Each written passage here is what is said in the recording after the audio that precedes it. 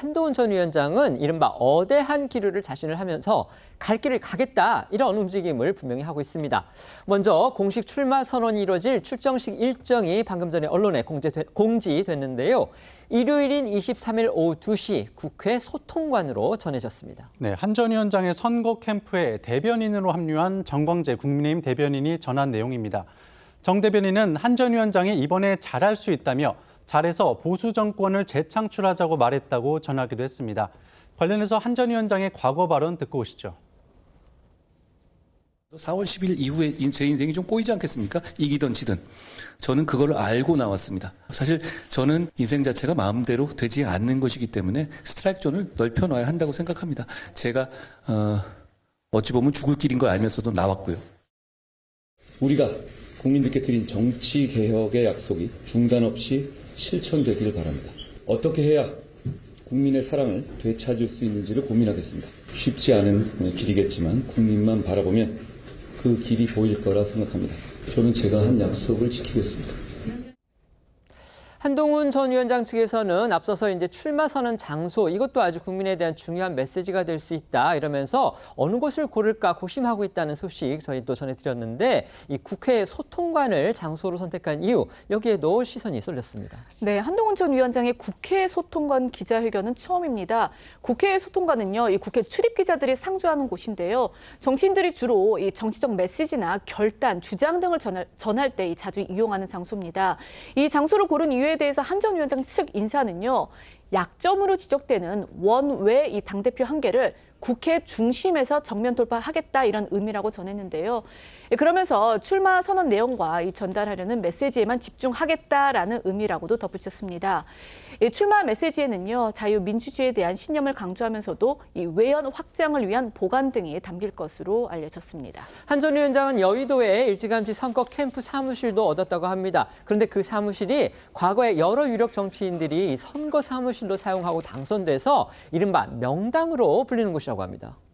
네, 한 전 위원장은 서울 여의도 대산빌딩에 당대표 선거 캠프를 꾸린 것으로 확인됐는데요. 이 대산빌딩은 과거 박근혜 전 대통령과 문재인 전 대통령이 대선 후보 시절 캠프를 차린 곳이고 지난해 국민의힘 전당대회 때는 김기현 전 대표 캠프가 있었습니다. 한 전 위원장은 사무실 계약과 함께 실무 준비에도 돌입했는데요.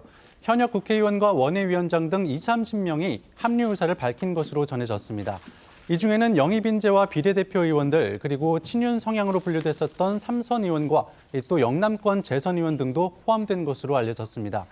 또 러닝메이트로 뛸 최고위원 후보로는 친한계 장동혁 의원과 초선 박정훈 의원 등이 거의 확정됐다고 한 전 위원장 측 인사가 오늘 TV조선에 밝혔습니다. 일각에서는요, 지금 국민의힘 당원상 이 대권 당권 분리 규정 이게 살아있기 때문에 이번에 당 대표가 돼도 다음 지방선거 공천권조차 행사하기 어려운 그런 상황인데 왜 이렇게 다음 대권 주자 또 대권 주자급 인사들이 잇따라서 당권 경쟁에 뛰어드는지 그 이유를 궁금해하고 있습니다. 이 국민의힘 당원 당규에 따르면요, 대선 1년 6개월 전에는 당직에서 사퇴를 해야 합니다.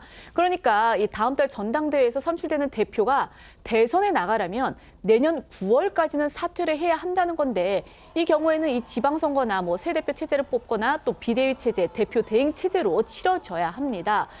때문에 이 출마 선언을 예고한 윤상현 의원은요, 앞서 한 전 위원장을 향해서 대선에 나가지 않고 임기를 채울 생각이냐면서 이 대권 도전 가능성이 거론되는 한 전 위원장을 겨냥했었습니다.